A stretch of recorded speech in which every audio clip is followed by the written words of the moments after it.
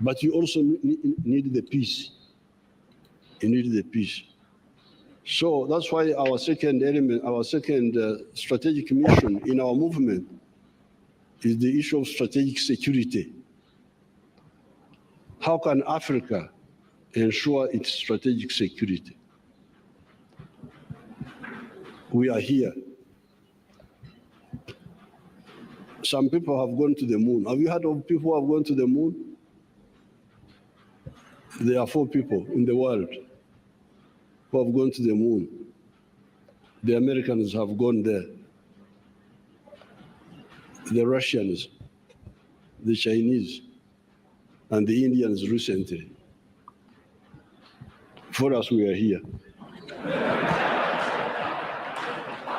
A very good day to you. I hope you had yourself an amazing Tuesday. It is the 27th of August 2024, 1911 East African time. This is the Black Hot Fire Radio, the media of the 21st century, and this is the Black Hot Fire Updates, where I'm here to tell you about each and everything that was making headlines in Africa today. And we're going to be starting with Kenya. This is Museveni today speaking at KICC, where they were launching Raila Odinga's AUC chairperson bid. In case you're wondering what AUC means, AUC is the African Union chairmanship.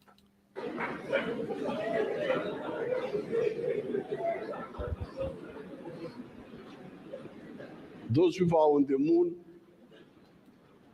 You know, when I was fighting, I could hide in the forest. And if this is the hill, somebody on the side will not see me when I'm hiding here. But if somebody is on the moon and you are here,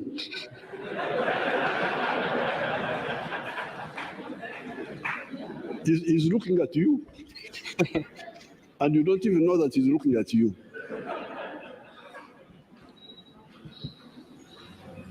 We are like ants. If you do vinakula sukari huko hapo, mtu anaviangalia, havijui kwamba anaviangalia. You can bring doom, you can bring insects. This is not acceptable. And this is all caused by us, by the ideological bankruptcy of the people who want to manage Africa's affairs. Africa is very strong. We defeated the Europeans here by war, not just by talking.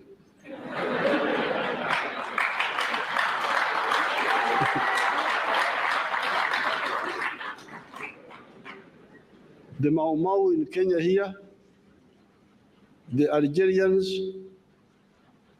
Samara Machel, supported by Mwalimu and by Kaunda, defeated the Portuguese army, total defeat. In 1974, I was involved in those fights.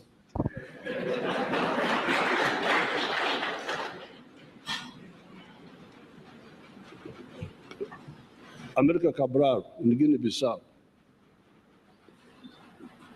Zimbabwe, Rhodesia. Our people there defeated Ian Smith by war. And we liberated South Africa. But after that, we have not consolidated. That's where the problem is. I don't know what you think, but Museveni is speaking the truth in everything that he's been saying for the last 2 minutes. Context aside, what he's saying is just but pure facts, that we as Africans defeated the white man through war in most of these countries, in Kenya, with the Mau Mau, in Amilcar Cabral, in Guinea-Bissau, with Samora Machel in Algeria, with Julius Nyerere in Tanzania, with the Maji-Maji rebellion. And he's saying that the problem was when he being part of the problem, he being part of the biggest problems that we have, he says, it came in after we got independence, we thought that we had gotten independence, while in real sense, we never got the independence that we thought we did. And so we never consolidated, we never united again, we downed our guard after we thought we got independence. And it was at that time that now it was so easy for the white man to reestablish himself again. The Portuguese, the Belgians down in Congo, the Portuguese in Algeria, the British in East Africa. So what Museveni is actually saying is, context aside, in that he was speaking this during at the launch of somebody who's going to be the African Union chairperson. So I know it's ironical to be speaking about a united Africa during an African Union chairperson bid. The two don't align. So context aside, what he's saying is pure facts. Yeah. We suffered from arrivism. Tumefika. I said we suffered from arrivism. Arrivism as in we thought we arrived. That is, after independence, the whole of Africa suffered from arrivism. They got relaxed. They thought that now this is it. We have gotten our independence. Now it's we trusted the black men who are now ruling us, not knowing that the black men who were ruling us were more dangerous than the white men we had chased away. They were the same people, only that these other ones wore our clothes and spoke our language. So Museveni thinks that we suffered from arrivism. I agree with him. We suffered from arrivism. Don't know if such a word exists, but it should, where we thought that we had arrived and we relaxed. We downed our guard. Tumefika kwenye madaraka, mambo yameishia hapo. There's nobody who can defeat Africa if we mobilize ourselves. Yeah. So therefore, sorry to divert you, because if you are the ones who invited me.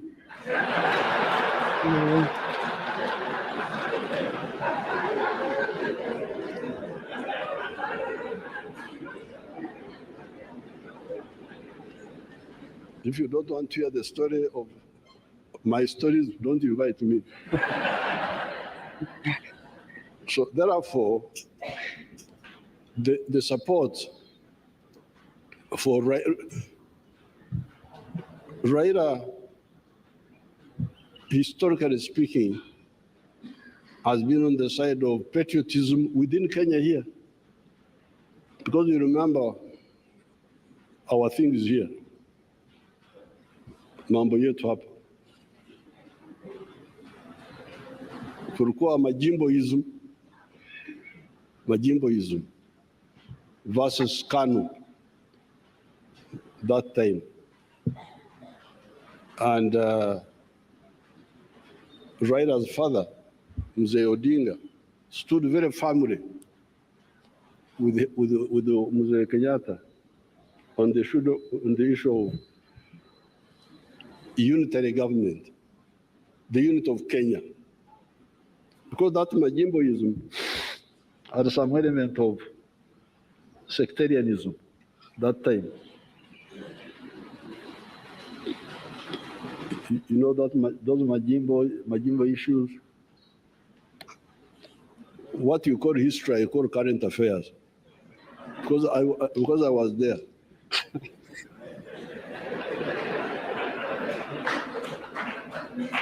So then Pan-Africanism, Mzee Odinga, Joe Murumbi, even Tom Mboya. Today I said Museveni is speaking facts. Context aside, even when he's talking about Raila's father, Jaramogi Oginga Odinga, was a Pan-African. That's a fact. He's actually the one who published the book, Not Yet Uhuru, when Uhuru means freedom. So when now everybody was thinking that Africa was independent, and at that time, at the beginning, Mzee Jaramogi Oginga Odinga, who is Raila's father, Raila is the opposition leader in Kenya, who's now going to vie for the African Union chairmanship. So at the beginning, the Mzee Jaramogi supported Jomo Kenyatta fully, because he also bought the lie, like most people did, like most Africans did, as Museveni is saying, suffer from arrivism. So he fully supported Jomo Kenyatta and thought that now we had an African president, a man, an African. You know, it's different when it's an African than when it was a white man. So he fully backed him up to until years later. That is when he sat down and realized that we had not even gained any independence at all. That is when he published the book Not Yet Uhuru, It's Not Yet Freedom. The others that he mentioned, the likes of Tom Mboya, they were all assassinated for the same, because they were Pan-Africans. And at that time, like Ngugi wa Thiong'o said, at that time, it was a period when it was a very dangerous period for you to be an intellectual in Africa. If you are an intellectual, you only had two options: either to get assassinated or to follow the ways that the indoctrination that you are indoctrinated into. Because for you to be an intellectual at that time, it had to take some white man's hand for you to, for example, be lifted to go study in the US. It was a time where, even right now, it's not an easy task for example, for somebody from Uganda to go study in the US. So now you can imagine the 1950s and 40s having people being airlifted to the UK, to Lisbon. That is for people who were in Portuguese territories, being airlifted to the UK. So it had to take the white man's hand for you to be able to become an intellectual, and most of them were educated abroad. So at that time, there were only two options: either you followed the indoctrination or you were assassinated. And those who took the second option are some of the people Museveni is talking about, the likes of Tom Mboya, the likes of Pio Gamapinto, the likes of Amilcar Cabral, and so many other Pan-Africans. They all supported Pan-Africanism.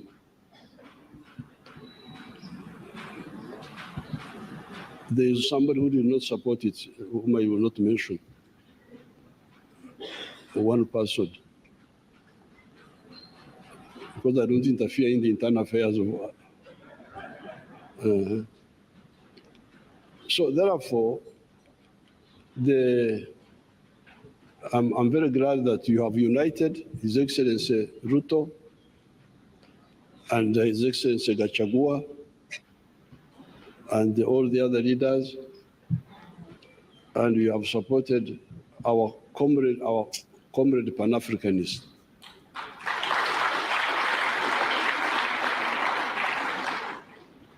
There are some individuals in Raila's group who I don't think know what they are doing.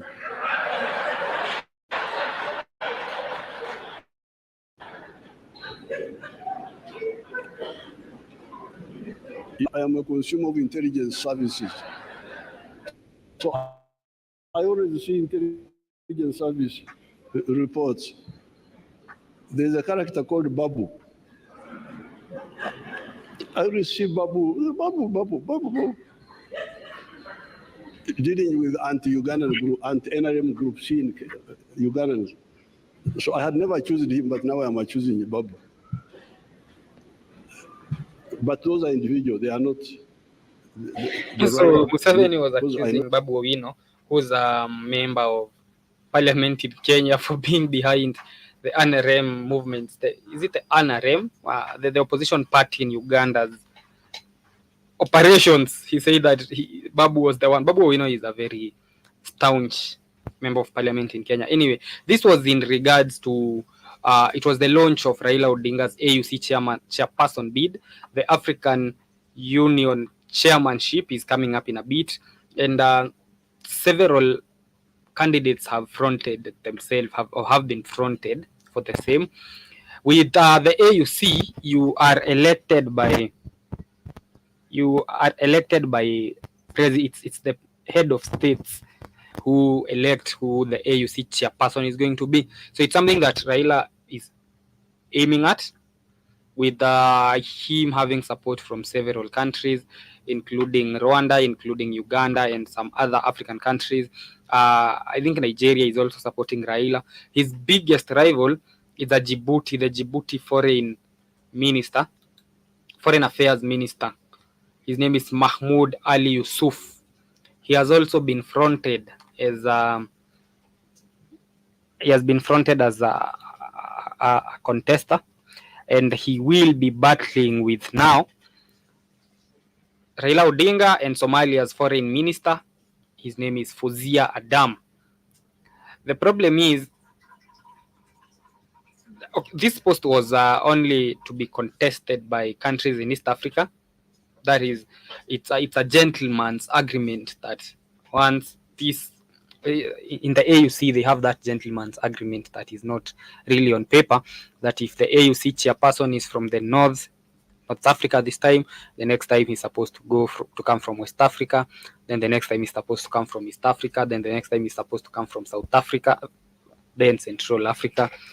It's just but a gentleman's agreement.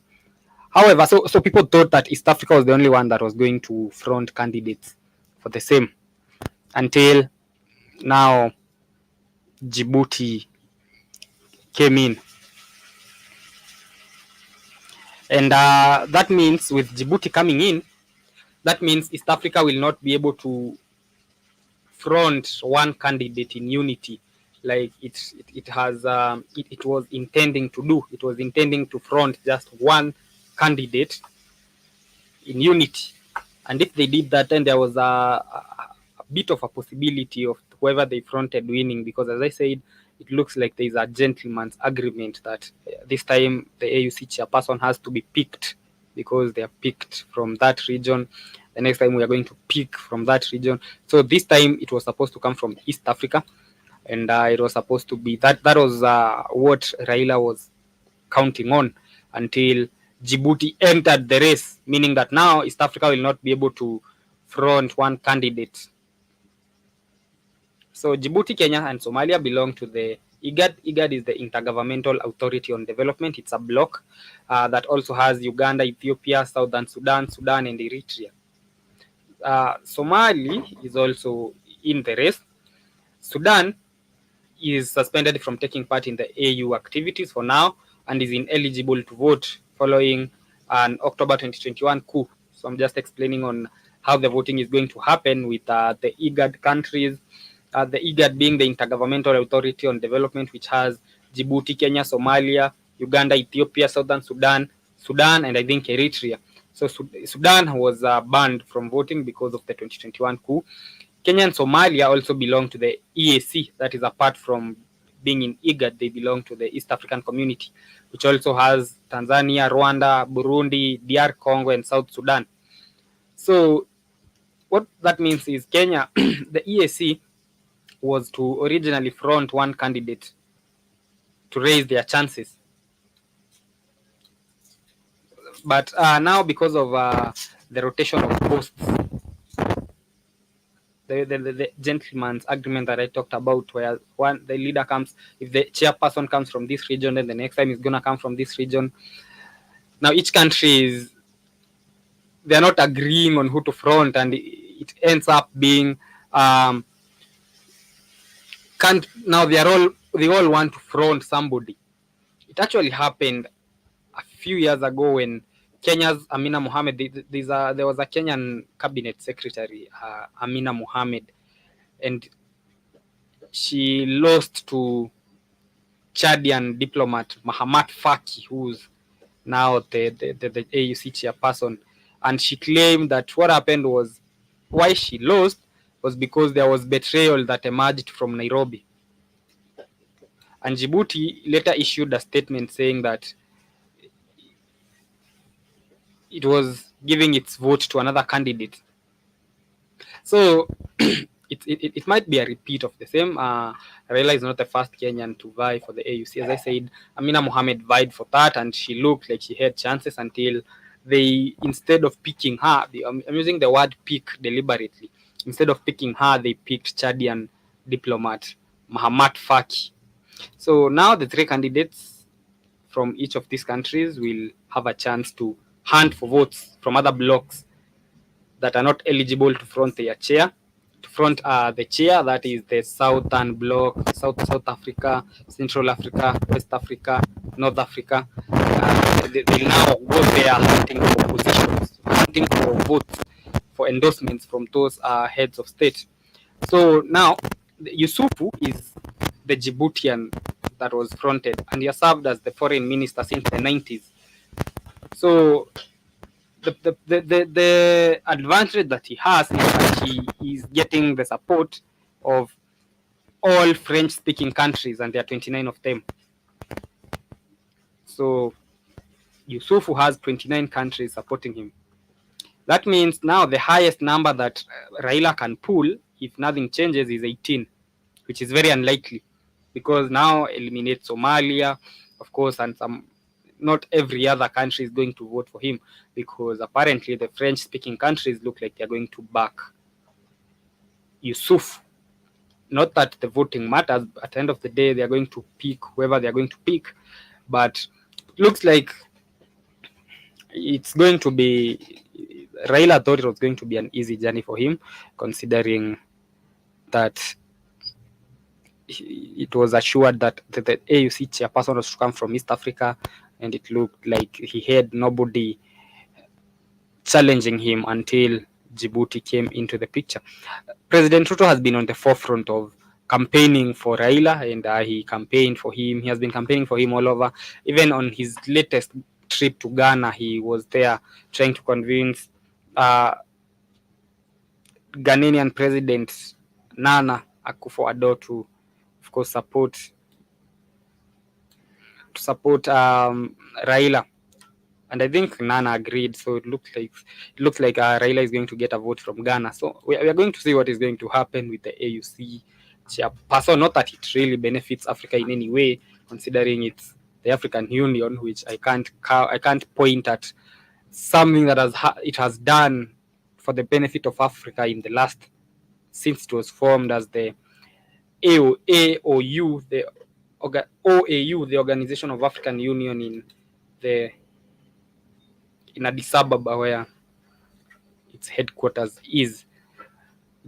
are. So that is Kenya, with of course the Museveni in Kenya and other African leaders in Kenya to launch Raila's AUC chairmanship bid.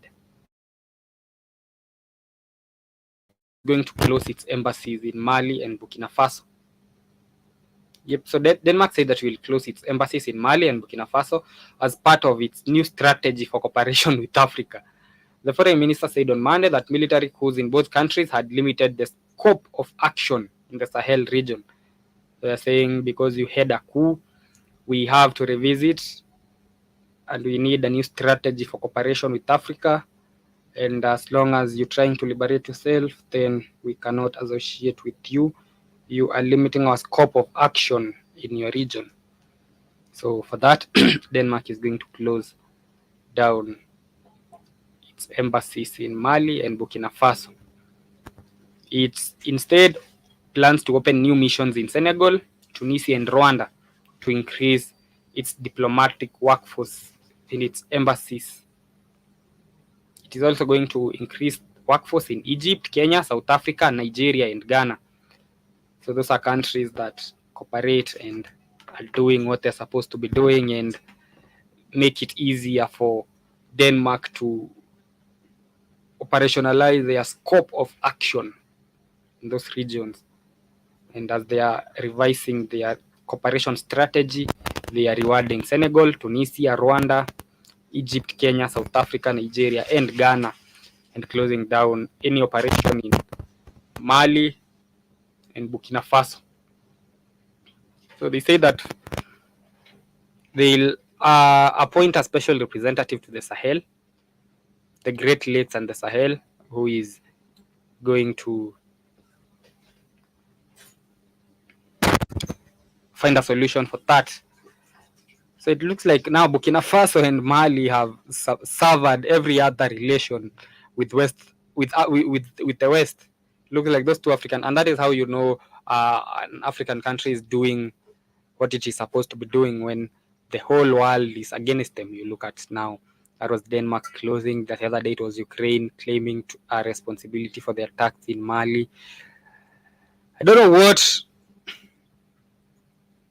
All of a sudden, everybody's angered by Traore, and that is how you know you're doing the right thing. So that is Denmark closing its embassies in those countries and urging the EU to follow the same and also closed down its embassies in those countries.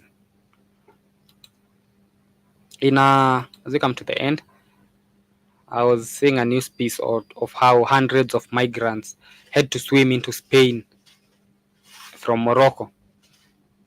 Actually, it was thousands of migrants again attempting to cross the border from Morocco to the Spanish enclave. It's called Ceuta.